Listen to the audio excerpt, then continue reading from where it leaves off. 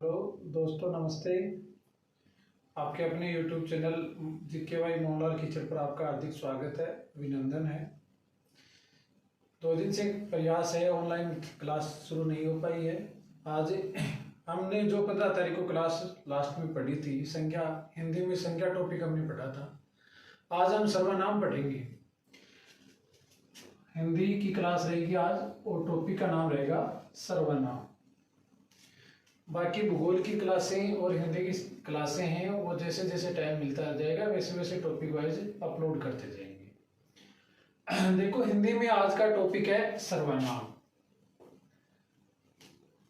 सर्वनाम किसे कहते हैं, सर्वनाम के कितने वेद होते हैं और सर्वनाम के अलग अलग वेदों की अलग अलग विशेषताएं कौन कौन सी हैं, कौन से शब्द की सर्वनाम में माने जाते हैं, इन सब बातों के बारे में हम पढ़ेंगे।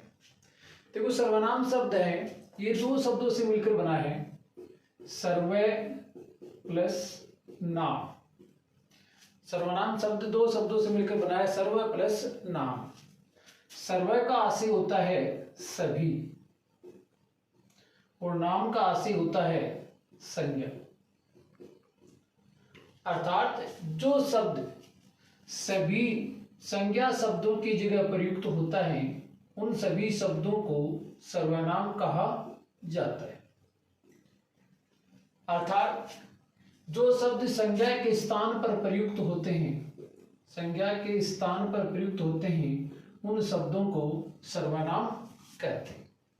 जैसे हम वाक्य देखें, एक वाक्य आता है, राम स्कूल जाता है। इस वाक्य को सर्वनाम के अनुसार परिवर्तित करें तो यदि राम की जगह कर दे वह है स्कूल जाता है, तो यहाँ राम की जगह वह शब्द का प्रयोग हुआ है। यहाँ वह शब्द क्या है, वह शब्द एक सर्वनाम है। हिंदी में सर्वनाम शब्दों का प्रयोग क्यों किया जाता है, सर्वनाम शब्दों की क्या विशेषता है, सर्वनाम शब्दों का प्रयोग क्यों किया जाता है। देखो, सर्वनाम शब्द है, ये किसी भी संज्ञा शब्द है, उसकी पुनरावृत्ति को रोकने का कार्य करती है। किसी भी वाक्य में, किसी भी कहानी में, किसी भी गद्य भाग में कोई सर्वनाम, कोई संज्ञा शब्द है, वो बार बार प्रयुक्त हो रहा है, तो उसकी पुनरावृत्ति रोकने के लिए सर्वनाम शब्दों का प्रयोग किया जाता है। जैसे हम हिंदी में छोटी कक्षाओं से पढ़ते हैं, जैसे कोई गाय पर, स्कूल पर, किसी पर भी निबंध लिखना होता है, तो हम उसी संज्ञा शब्द को बार बार प्रयोग न करके उसकी जगह यह है, वह है, वह आदि शब्दों का प्रयोग करते हैं, तो इससे वाक्य में सुंदरता आती है, संज्ञा शब्दों की पुनरावृत्ति रुकती है, तो व्याकरण है वो एक बोझिल हमें दिखाई नहीं देती है। यदि हम संज्ञा शब्दों का बार बार प्रयोग करेंगे तो वह शब्द, वह वाक्य, वह कहानी है, हमें बोझिल के समान दिखाई, बोझिल के समान महसूस होती है। जैसे एक वाक्य है, राम स्कूल जाता है, राम कक्षा 6 में पढ़ता है, राम सदैव अनुशासनशील बच्चा है, राम अनुशासन में रहता है, राम कक्षा में होशियार है। अब इस जितने वाक्य प्रयोग किए हैं, उन सभी वाक्यों में राम शब्द का बार बार प्रयोग किया है। यदि इसी वाक्य को परिवर्तित कर दिया जाए, राम स्कूल जाता है, वह कक्षा 6 में पढ़ता है, वह अनुशासन में रहता है, वह कक्षा में होशियार है, तो यहाँ राम शब्द की जगह हमने वह शब्द का प्रयोग किया है, तो इस वह शब्द ने इस राम शब्द की पुनरावृत्ति को रोकने का कार्य किया है। तो जिन शब्दों के द्वारा संज्ञा शब्दों की पुनरावृत्ति नहीं होती है, उनको रोक दिया जाता है और वाक्य में सुंदरता आ जाती है, तो उन शब्दों को सर्वनाम कहा जाता है। अब आगे क्वेश्चन आता है कि हिंदी में सर्वनाम कितनी होते हैं। देखो, यहाँ प्रश्न 2 बनते हैं। 2 प्रश्न कौन कौन से बनते हैं। पहला प्रश्न बनता है कि सर्वनाम शब्द कितने होते हैं, सर्वनाम शब्द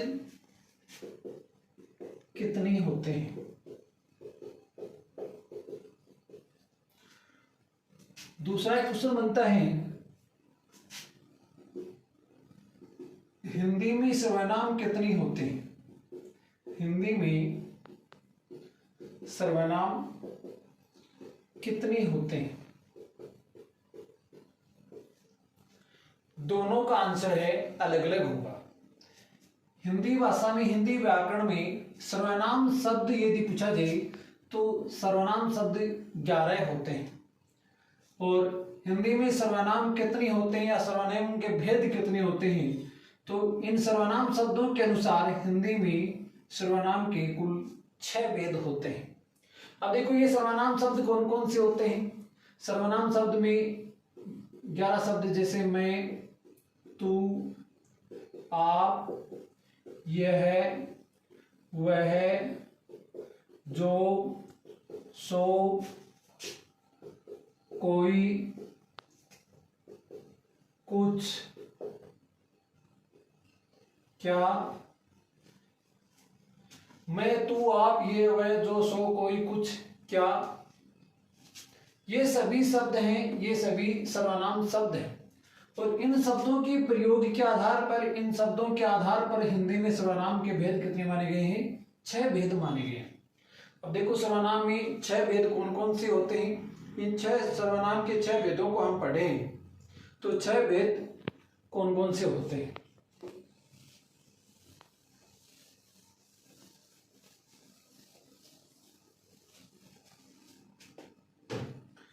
सर्वनाम के 6 भेद देखो कौन कौन से हैं।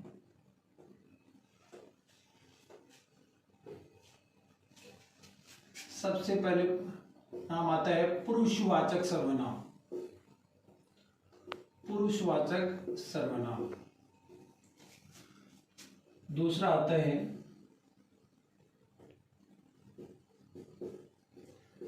निजवाचक सर्वनाम।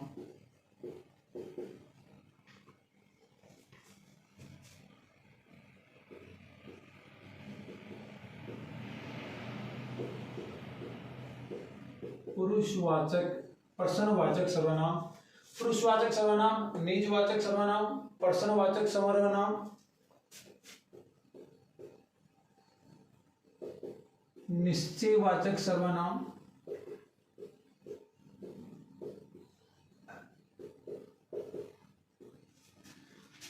नेक्स्ट आता है अनिश्चयवाचक सर्वनाम,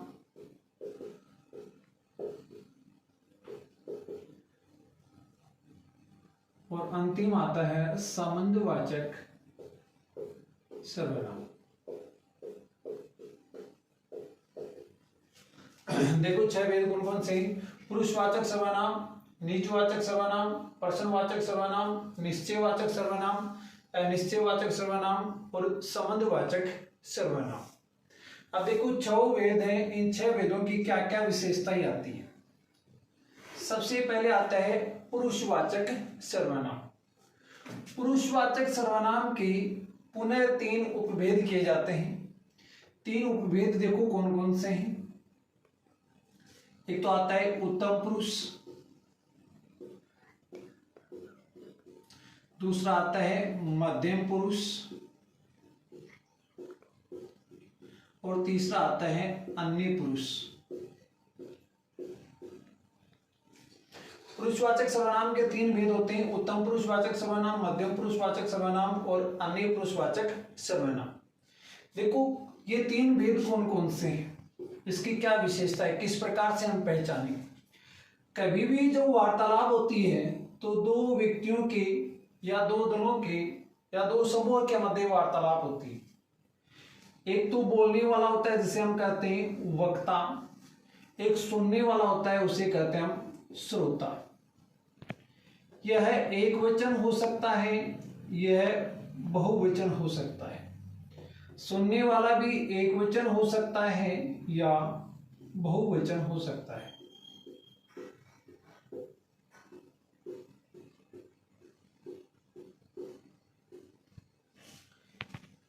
एक तो एक वचन या बहुवचन वक्ता होता है, दूसरा दल होता है श्रोता, सुनने वाला। अब जो बोलने वाला है, वक्ता है, वह प्रयास ये करता है सदैव कि वो अपने आप को श्रेष्ठ बताने का प्रयास करता है। श्रेष्ठ का मतलब उत्तम दर्शाने का प्रयास करता है। तो जो वक्ता बोलने वाला होता है, अपने खुद के लिए जो शब्द काम में लेगा उसे हम उत्तम पुरुष कहेंगे। कोई भी व्यक्ति बोल रहा है, कोई भी बात बता रहा है, तो वह अपने आप को श्रेष्ठ बताने का, उत्तम बताने का प्रयास करता है। तो वक्ता के लिए जो शब्द काम में लिए जाते हैं वे सभी उत्तम पुरुष आते हैं। यदि एक वचन है तो शब्द काम मिलेगा मैं, यदि बहुवचन है तो शब्द काम मिलेगा हम, मैं, हम। दूसरा पक्ष है वो है श्रोता पक्ष, सुनने वाला, सुनने वाला। तो सुनने वाला उसको मध्यम बताया जाता है, और सुनने वाला एक वचन हो सकता है, बहुवचन हो सकता है। यदि सुनने वाला एक वचन है तो तू शब्द का प्रयोग किया जाता है, और यदि सुनने वाला बहुवचन है तो तुम शब्द का प्रयोग किया जाता है। इसके अलावा सुनने वाले को अर्थात श्रोता को हम यदि आदर पूर्वक पुकारें तो हम एक शब्द और काम में लेते हैं, वो शब्द आता है आप यहां बैठिए, आप कैसे आए, आप कब जाएंगे। आपके लिए जो शब्द काम मिलेंगे ये आदर सूचक शब्द है, और ये मध्यम पुरुष के अंतर्गत भी आता है। तो देखो, उत्तम पुरुष में मैं, हम, मध्यम पुरुष में तू, तुम, और आदर के रूप में, आदर सूचक के रूप में आप शब्द का प्रयोग किया जाता है। तीसरा आता है अन्य पुरुष। अब ये जो दो पक्ष हैं, ये दोनों पक्ष जब वार्ता करते हैं, यदि खुद के लिए शब्द काम में लेता है तो उत्तम पुरुष कहलाएगा, सुनने वाले के लिए काम में लेता है तो उसे मध्यम पुरुष कहेंगे, और यदि दोनों पक्ष किसी तीसरे व्यक्ति की चर्चा कर रहे हैं, वो व्यक्ति यहां मौजूद नहीं, तो दोनों पक्षों के मध्य मौजूद नहीं है, अन्य है, अलग है, तो हम जब किसी अन्य व्यक्ति के परिचय के रूप में यहाँ जो शब्द काम में लिए जाते हैं वो किसी तीसरे व्यक्ति के परिचय के रूप में शब्द काम में लिए जाते हैं, और उन शब्दों को हम अन्य पुरुष कहते हैं।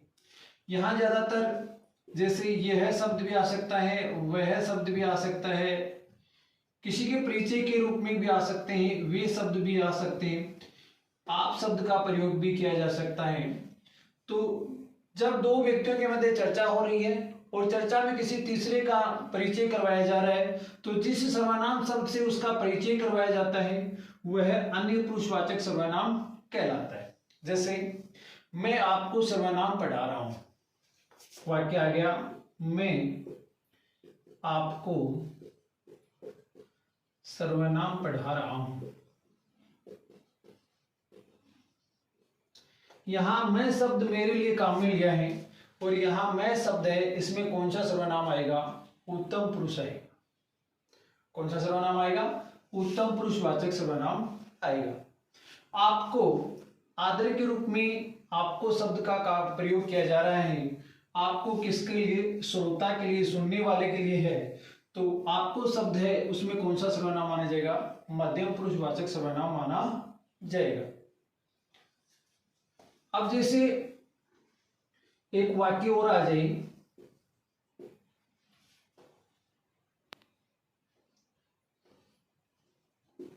हमारे राज्य के मुख्यमंत्री अशोक गहलोत हैं।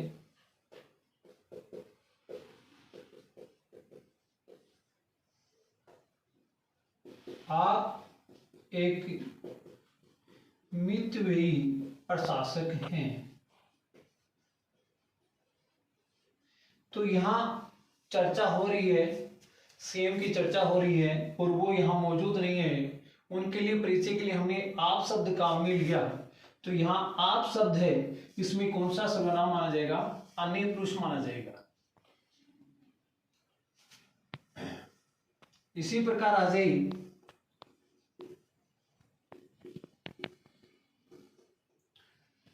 बच्चे पढ़ने जाते हैं,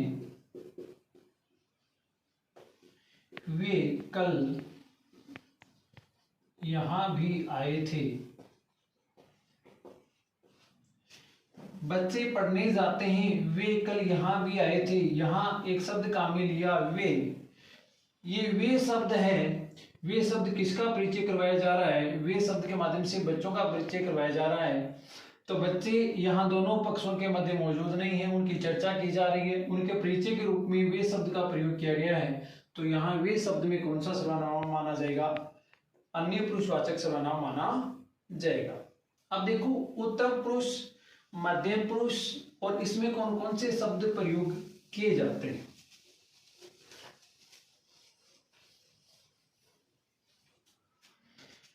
मैं शब्द है, इस यदि एक वचन है मैं भी हो सकता है, मुझे भी हो सकता है, मैंने भी हो सकता है, मेरे द्वारा भी हो सकता है, मुझसे भी हो सकता है, मुझको भी हो सकता है, मुझने भी हो सकता है, मुझ पर भी हो सकता है। कहने के आशय ये इन मूल सर्वनाम शब्द है मैं, इसके साथ जैसे कारक आते हैं, कारक हमें 8 प्राप्त होते हैं, तो उन 8 कारकों की जो विभक्तियां हैं, जैसे कर्ता ने, कर्म को, कारण से, संप्रदान के लिए, इस प्रकार से जो विभक्तियां प्राप्त होती हैं, ये विभक्तियां इन सर्वनाम शब्दों के साथ जोड़कर प्रयुक्त की जा सकती हैं। मैं, मैंने, मुझको, मुझसे, मेरे द्वारा, इस प्रकार से इन कारकों की विभक्तियां प्रयोग करके जो शब्द काम में लेंगे, जो शब्द बनाएंगे, वो सभी उत्तम पुरुष एकवचन में प्रयुक्त होंगे। इसी प्रकार इन विभक्तियों का प्रयोग यदि बहुवचन वाक्य हम के साथ प्रयोग कर दिया जाए, जैसे हमने, हमसे, हमारे द्वारा, हमारी, हमारे द्वारा, हमको आदि जो शब्द काम में आएंगे वो उत्तम पुरुष बहुवचन में प्रयुक्त होंगे।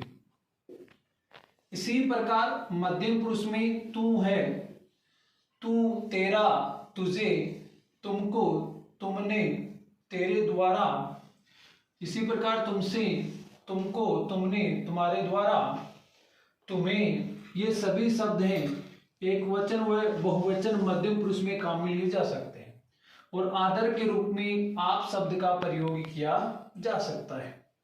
अन्य पुरुष में वह हो सकता है, वे हो सकते हैं, आप हो सकते हैं, वे शब्द जो किसी का परिचय करवाते हैं, परिचय कराने वाले शब्दों को हम अन्य पुरुषवाचक सर्वनाम शब्द के नाम से जाना जाता है।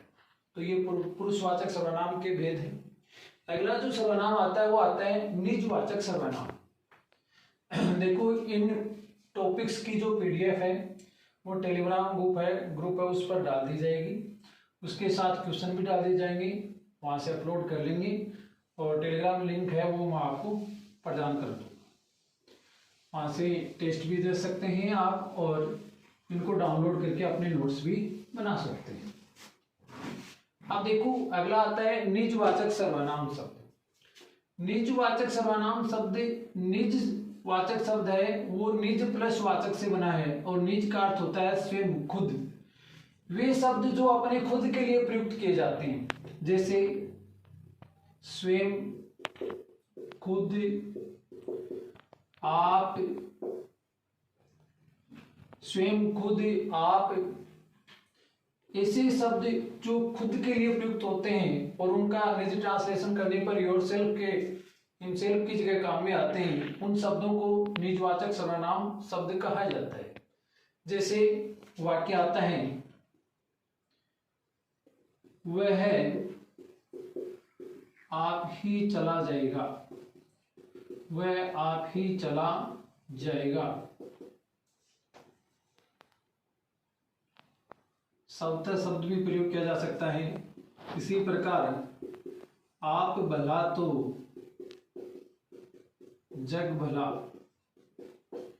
आप भला तो जग भला, यहाँ आप शब्द का प्रयोग किया है, यहाँ आप शब्द आया है, वह आप ही चला जाएगा मतलब वह खुद ही चला जाएगा। आप भला तो जग भला, अपना काम आप करो, यहां आप शब्द खुद के लिए आया है, वह स्वयं ही संभाल लेगा।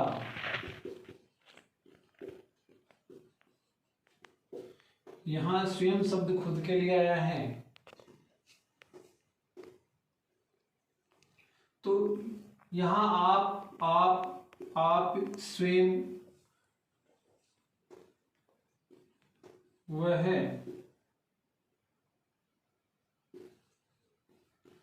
खुद ही बैठ जाएगा। तो यहां खुद शब्द का भी प्रयोग किया जा सकता है। तो स्वयं आप खुद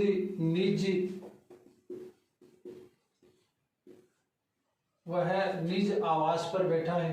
तो यहां इस प्रकार के जो शब्द प्रयोग किए जाते हैं, जहां खुद के लिए प्रयोग होते हैं, स्वयं, खुद, आप, निज, उन सभी शब्दों में निजवाचक सर्वनाम शब्द माना जाता है।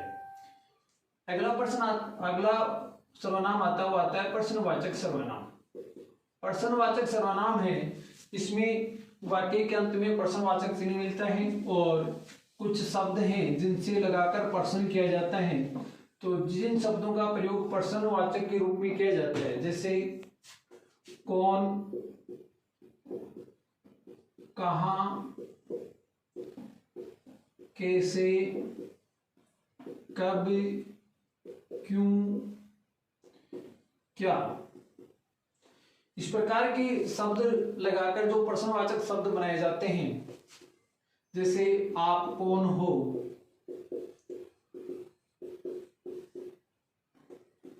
आप कहां जा रहे हो,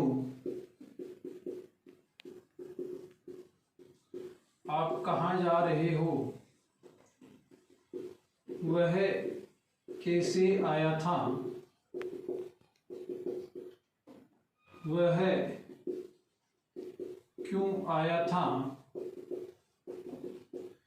तो जब किसी वाक्य में कौन, कहां, कैसे, कब, क्यों, क्या आदि शब्द का प्रयोग करके वाक्य को प्रश्नवाचक बना दिया जाता है, उन वाक्य में प्रश्नवाचक सर्वनाम माना जाता है। सीधी सी पहचान है, अंत में प्रश्नवाचक चिन्ह मिलेगा और प्रश्नवाचक वाक्य बनाने वाले शब्दों का प्रयोग किया जाएगा। उन सर्वनाम शब्दों में, उन वाक्यों में प्रश्नवाचक सर्वनाम माना जाएगा। अगला आता है निश्चयवाचक सर्वनाम। निश्चयवाचक सर्वनाम है, इसमें मुख्यतः आपको 4 शब्द याद रखने हैं। एक तो वह है और एक यह है। वह है, ये दोनों ही शब्द एक वचन में प्रयुक्त होते हैं, यह है और वह। और यदि इनका बहुवचन प्रयोग देखा जाए तो वह का वे और यह का ये। जब किसी वाक्य में एक वचन वस्तु हो तो उसके लिए वह शब्द का प्रयोग होगा या यह शब्द का प्रयोग होगा। यदि बहुवचन है तो उसके लिए वे और ये शब्द का प्रयोग किया जाएगा। अब देखो, वह और वे, ये दोनों ही कोई वस्तु दूर है, कोई वस्तु दूर है उसके लिए प्रयोग किया जाता है। और यह शब्द और यह शब्द है, कोई वस्तु समीप है उसके लिए प्रयोग किया जाता है। जैसे यह बोर्ड, वह गांव, वह शहर, यह लड़का, वह लड़का, ये लड़के, वे लड़के। कोई वस्तु नजदीक है तो उसके लिए, नजदीक के लिए जो काम में आएगा यह और ये शब्द प्रयोग किए जाएंगे। और कोई वस्तु दूर है, एक वचन है तो वह शब्द आएगा और बहुवचन है तो वे शब्द काम में लिए जाएंगे। अब देखो, जैसे वाक्य बना रहा हूं, यह मेरी पुस्तक है, यह मेरी पुस्तक है। यहां शब्द काम में लिया गया यह है, और यह शब्द किसके लिए आया है?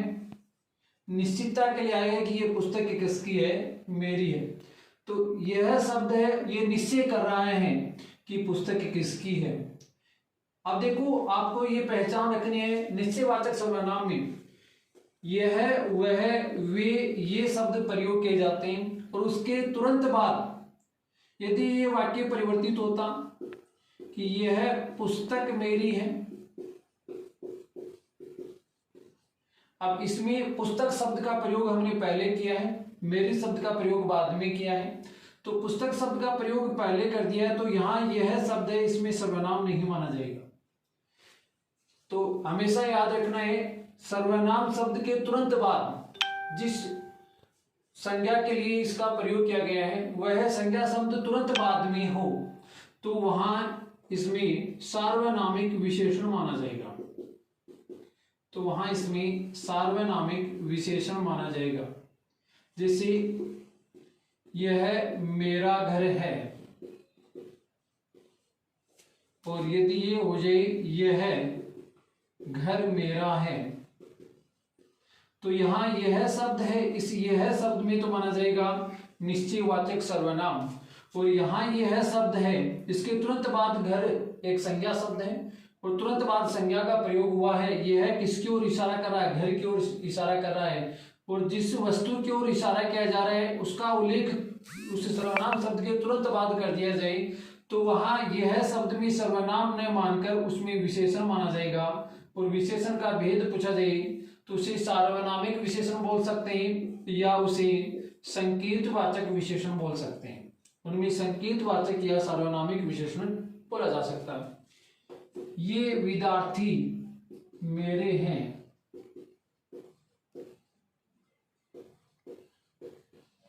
और एक वाक्य है ये मेरे विद्यार्थी हैं। तो देखो यहां ये शब्द है, इसके तुरंत बाद विद्यार्थी शब्द का उल्लेख किया गया है, और यहां ये है और विद्यार्थी का उल्लेख बाद में किया गया है। तो ये शब्द है, इसमें तो माना जाएगा सर्वनाम शब्द। सर्वनाम भी कौन सा होगा? निश्चयवाचक सर्वनाम होगा। और यदि ये शब्द में पूछा जाए तो यहाँ ये है, ये शब्द के तुरंत बाद विद्यार्थी शब्द का उल्लेख हुआ है, तो यहाँ इसमें सार्वनामिक विशेषण माना जाएगा। तो निश्चयवाचक में एक वचन हो तो नजदीक है, दूर है तो वह है, और नजदीक है तो ये है। यदि बहुवचन है, दूर है तो वे, और नजदीक है तो ये शब्द का प्रयोग किया जाएगा। जिस वस्तु की ओर इशारा किया गया उसका उल्लेख तुरंत बाद में न होकर आगे वाक्य में किया जाएगा, तो उनमें निश्चयवाचक सर्वनाम माना जाएगा। फिर आता है अनिश्चयवाचक। अनिश्चयवाचक सर्वनाम है, इसमें अनिश्चितता होती है। अनिश्चितता वाले जो सूचक शब्द हैं उनका प्रयोग किया जाता है। अनिश्चितता वाले सूचक शब्द कौन से होते हैं? देखो, अनिश्चितता वाले होते हैं कोई, कुछ, किसी। कोई, कुछ, किसी, इन शब्दों का प्रयोग करके यदि कोई वाक्य बनाया जाए तो उनमें अनिश्चयवाचक सर्वनाम माना जाता है। देखो, जैसे कोई आपको बुला रहा है, कोई आपको बुला रहा है, यहां कोई शब्द है, इसमें अनिश्चयवाचक सर्वनाम माना जाएगा। इसी प्रकार आ जाए चाय में कुछ गिर गया, चाय में कुछ गिर गया। अब यहाँ कुछ शब्द है, इससे ये हो रहा है कि कुछ गिर गया, पता नहीं क्या गिर गया, गिर गया, अनिश्चितता दर्शा रहा है, तो कुछ शब्द है, इसमें अनिश्चयवाचक सर्वनाम माना जाएगा। किसी ने दरवाजा खटखटाया है, किसी ने दरवाजा खटखटाया है। अब दरवाजा खटखटाया है, परंतु किसने खटखटाया है ये कन्फर्म नहीं है। किसी ने खटखटाया है तो किसी शब्द है, इससे अनिश्चितता का बोध हो रहा है। तो कोई, कुछ, किसी, ऐसे शब्द जिनसे अनिश्चितता का बोध होता है उनमें अनिश्चयवाचक सर्वनाम माना जाता है। अंतिम भेद आता है, वो आता है संबंधवाचक सर्वनाम। देखो, संबंधवाचक सर्वनाम है वो आपस में संबंध दर्शाने का कार्य करते हैं, और ज्यादातर संबंधवाचक सर्वनाम में जोड़े के साथ शब्दों का प्रयोग किया जाता है। जैसे जो, वह है, यदि, वह है, वह है तो। इस प्रकार से जोड़े के साथ जिन शब्दों का प्रयोग किया जाएगा वे शब्द संबंध दर्शाने का काम करेंगे और उनमें संबंधवाचक सर्वनाम शब्द माना जाएगा। जैसे जो लड़का बाहर खड़ा है, बाहर खड़ा है वह मेरा चचेरा भाई है, वह मेरा चचेरा भाई है। यहाँ जो शब्द है और वह शब्द है ये संबंध दर्शाने का कार्य कर रही है कि जो लड़का बाहर खड़ा है, जो लड़का बाहर खड़ा है उस लड़के का मेरे साथ संबंध दर्शाने का काम कौन कर रहे हैं? जो और वह। तो इस वाक्य में किस सर्वनाम का प्रयोग हुआ है? संबंधवाचक सर्वनाम का प्रयोग हुआ है। जैसे जो मेहनत करेगा, जो मेहनत करेगा वह सफल होगा। यहां जो शब्द और वह शब्द का प्रयोग हुआ है तो ये दोनों शब्द क्या दर्शा रहे हैं? ये संबंधवाचक दर्शा रहे हैं।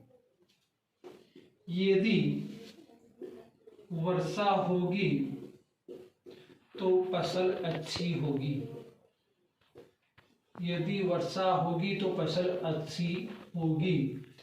यहां यदि तो शब्द आ रहे हैं तो दोनों शब्द क्या कर रहे हैं? संबंध दर्शाने का कार्य कर रहे हैं।